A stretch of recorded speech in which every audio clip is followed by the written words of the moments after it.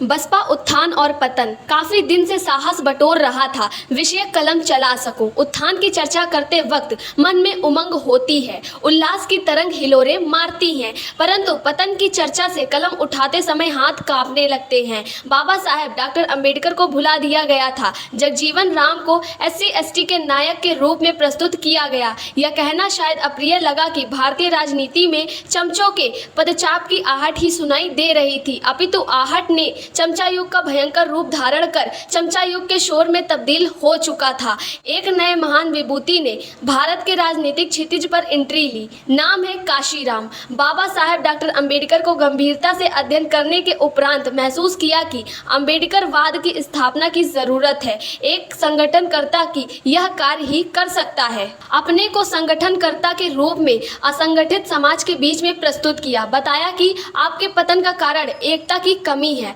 Baba Saheb doctor Ambedkar ने अपने लंबे संघर्षों के बाद हमें आपको अधिकारों से आच्छादित करने हेतु कानूनी तौर पर संविधान में अधिकार अधिनियमित कर दिया, लेकिन आज भी ब्राह्मणवादी ताकतें हमारे अधिकारों के मार्ग में अवरोधक बनी है। कारण स्पष्ट है, हमारी कोई स्वतः की राजनीतिक ताकत नहीं है। आए दिन हमारी बहन बेटियां बलात्कार की शिकार हो रही हैं। बलात्कारियों को सत्ता का संरक्षण प्राप्त है। यह उदड़कारी सत्ता के इशारे पर ही हमारी वोट और बहन बेटियों की इज्जत लूटते हैं। क्या यह अन्याय हमें और सहना चाहिए? यदि नहीं तो आवश्यकता है कि हमें एक राष्ट्रीय पार्टी बनानी होगी। कर्मचारियों के संगठन से प्रारंभ होकर संघर्ष का मार्ग तय करते हुए 14 अप्रैल 1984 को BSP बहुजन समाज पार्टी के रूप में आवंटित हुआ एक नया राजनीतिक आंदोलन। काशीराम साहब लोगों को समझाने में सफल हो गए कि देश में एक बड़ी जनसंख्या अभाव में अपना जीवन घसीटने पर अभिशप्त है।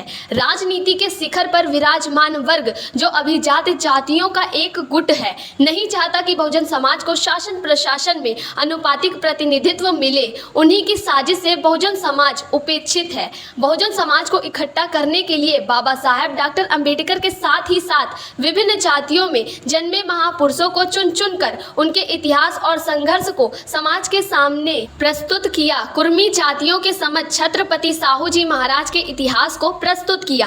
कैसे शिवाजी को पराक्रम के बावजूद जाति आधार पर अपमानित किया गया।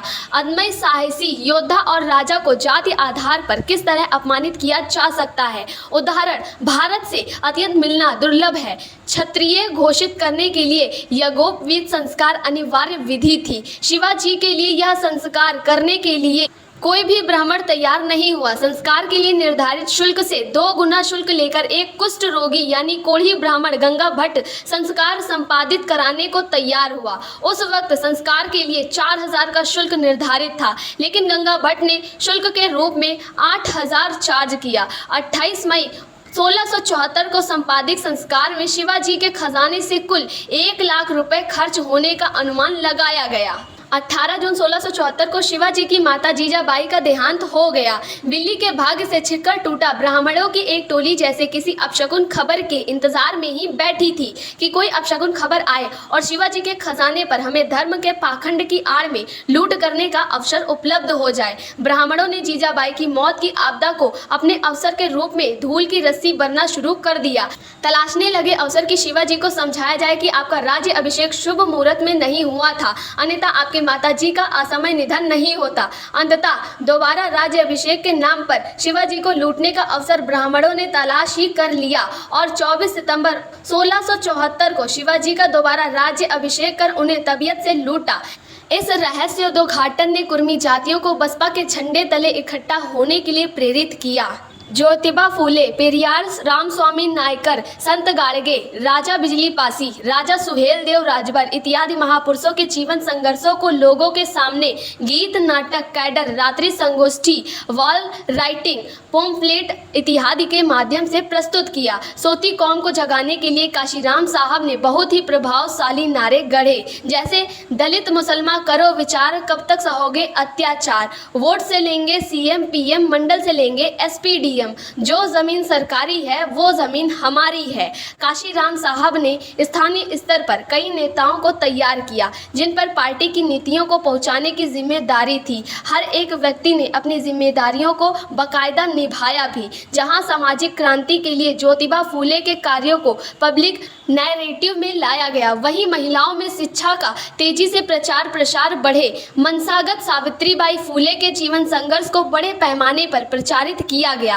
काशीराम साहब ने एक और जहां पुरुष कार्यकर्ताओं को बड़े पैमाने पर तैयार किया, वहीं दूसरी ओर महिला कार्यकर्तियों को भी उसी पैमाने पर तैयार किया। देश स्तर पर बहुत सी महिलाओं ने सामाजिक परिवर्तन और आर्थिक मुक्ति आंदोलन के लिए अपने को समर्पित किया। महाराष्ट्र के नागपुर से चंद्रा कमाड़े, मध्य प्रदेश से सरस्वती ठाकुर, पंजाब से सुखविंदर कौर, उत्तर प्रदेश के कानपुर से रीता आर्या, आशा रानी, लखनऊ से श्यामा आनंद इत्यादि महिलाओं ने रात दिन की परवाह किए बगैर ही अपने को इस क्रांति में झोंक दिया था। सरस्वती ठाकुर, चंद्रा कमाड़े, सुखविंदर कौर, रीता आर्या के भाषणों के लोग दीवाने थे। हाँ, इन महिलाओं का दिल्ली में अपना आवास नहीं था। ये वहाँ लंबे समय तक निवासित जीवन शायद नहीं बिता सकती थी। बहन जी ने भी महिला नेताओं में अपना स्थान बनाया, परंतु तुलनात्मक अध्ययन में बहन जी अन्य महिलाओं की तुलना में कहीं भी 20 नहीं थी।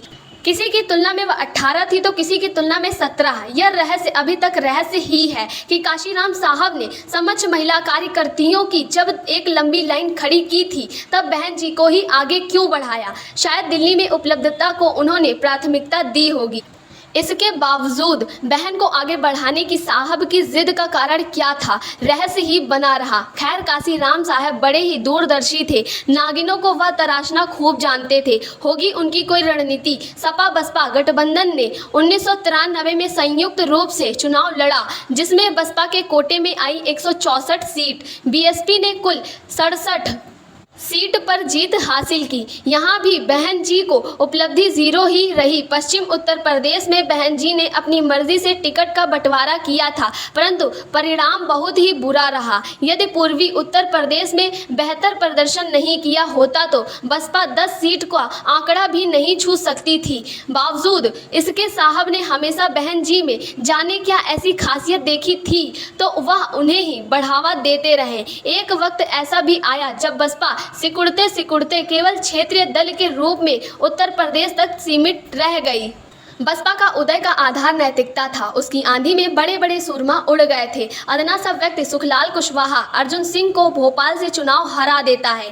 आतंक के प्राया अतीत अहमद को इलाहाबाद पश्चिम विधानसभा सीट से राजू पाल जैसा गुमनाम कार्यकर्ता चुनावी दंगल में परास्त कर देता है। करछना से अजय समझे जाने वाले रेवती रमण सिंह 4.25 फीट के आदमी नंदलाल पटेल से चुनाव में हार कर मुंह छिपाते फिर रहे थे। राज बहादुर ने गाजीपुर से मुख्तार अंसारी को चुनाव हराया।